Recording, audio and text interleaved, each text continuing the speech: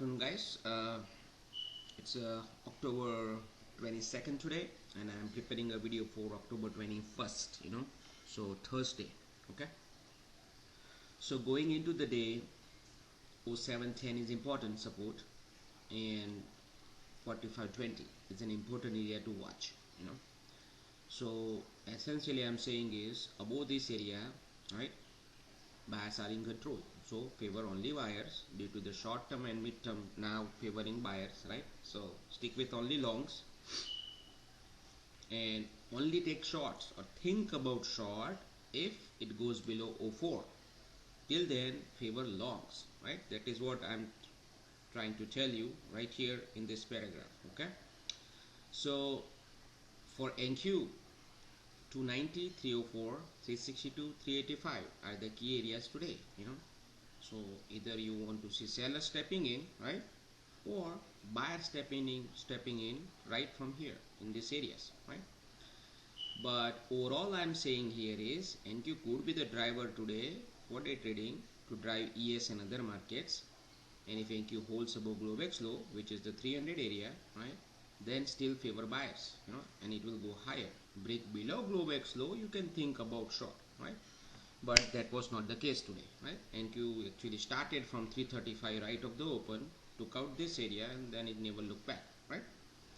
So buyers were in control.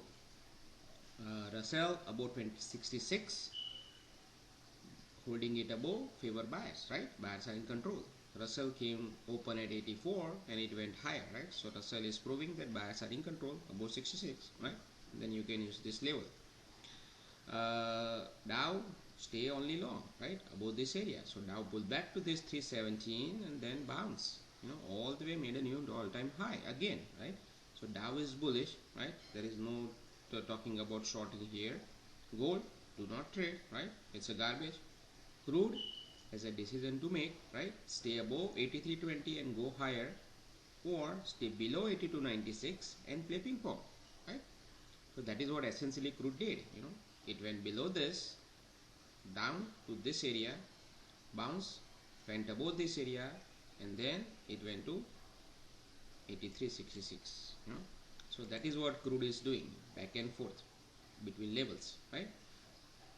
So now based on ES and NQ, right, now we are supposed to favor buyers above certain areas, right? So which is 20 right here, right? There is a 20 here, which is, let me move it, this line, right? So 20, this line basically, right?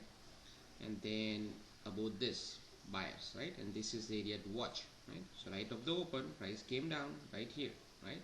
Try to go below it, right? 1, 2, 3, 4, 5, 10 minutes. It couldn't even stay below it, right? Now, when price was chopping around here, in Discord, I said, if someone wants to go long, I'm not that aggressive guy, right? So I didn't want to go long, but since it's a price is near all-time high, right? I don't want to be hero, but I said, if someone wants to go long, keep a stop at 15, and you can take a long here, So if you got a long here, there was no setup here, but if you want to take a long, you could have done it with stop at 15, right? I did not.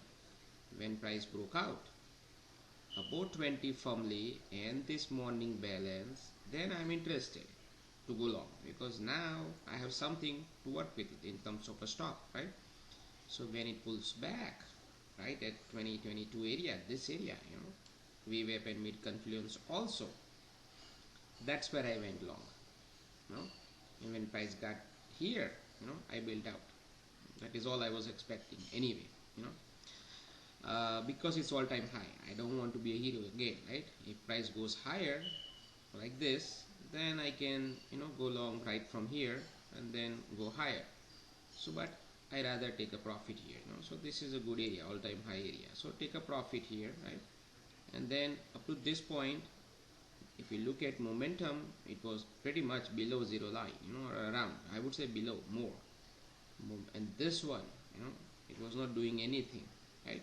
It was not weak, not strong, but ideally when price is near all-time high, you want to see these things trending higher, not moving around zero line. You want to see some momentum, for all-time high breakout, otherwise not gonna work. and that is what the reason it came down, right? But there is no short that we can take when it came down here close to this morning low, right? Someone will say, you know what, this was a long opportunity. No, today this was not a long opportunity. Yesterday it was, today it was not. Why? Because this thing was not diverging or anything, so you didn't have anything to hold on for this trade to go long, except just it is near, yes, today's low. That's all, you know, that's all you have to work with. No momentum because it was downside, right? No AD because it was trending down, right? There was nothing supportive, you know. So it's a risky business to go long here, you know. So there is no trade here, right? And ideally I want price to go higher from here, or touch here, go higher, you know, balance and go down, you know, based on this. That is the expectation. But if it doesn't do that and go opposite, then you can go long, you know. But still it's a screwed up day at this point, right? Right here it's a screwed up day. On a screwed up day, you don't want to mess up in the middle. You want to go with the top or bottom, you know. So in Discord I put a message. Now I'm not going to trade after this point onwards. The moment I see this down move, I said I'm not going to trade it. I will only trade if price goes below 15 or above 34. Then I'm interested. Otherwise I'm not interested. So no trade here. Then I had an alert here which got triggered right here somewhere, right?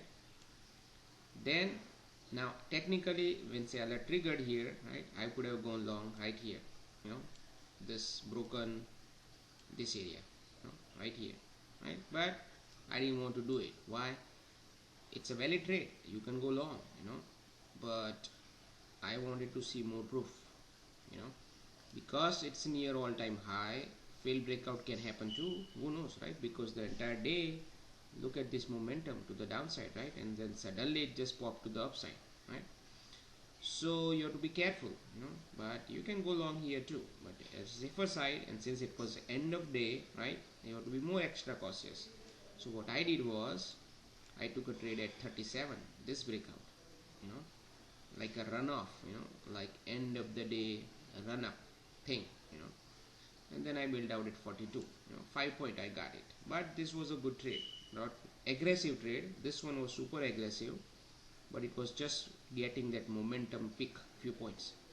This one was good long here, right? If you want to take it, nothing wrong. You have to rely on this breakout, put your stop right here, and then you can go long, you know, 3 point stop, and you can go long, target 50, you know, or wherever you see a pause, you out, because it's end of day, right? Price usually rotates. So that would be the exit, right? NQ, same thing. So we already discussed about NQ doing in Discord, right? So no need to repeat it here. But for ES, this is the story now. We have all-time high breakout, right? With poor internals, I would say, but then this internal caught up to the upside here, right? So this breakout is valid now, right? So for tomorrow, you know, I wanted to see ES holding above this area, pretty much, you know, or overnight.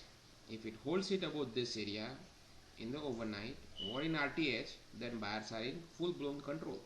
Below this, you would see a ping pong from here to 45.10, like that, you know. It's a ping pong area. It can do back and forth, back and forth, back and forth, you know. Above this, buyers back in business, you know, as long as it is above it, full blown. In between this, it's a ping pong area, you know. You can do both shorts and long if you want to, you know. So that is the story for tomorrow, Friday, October 22nd. Okay, and that will be all for today.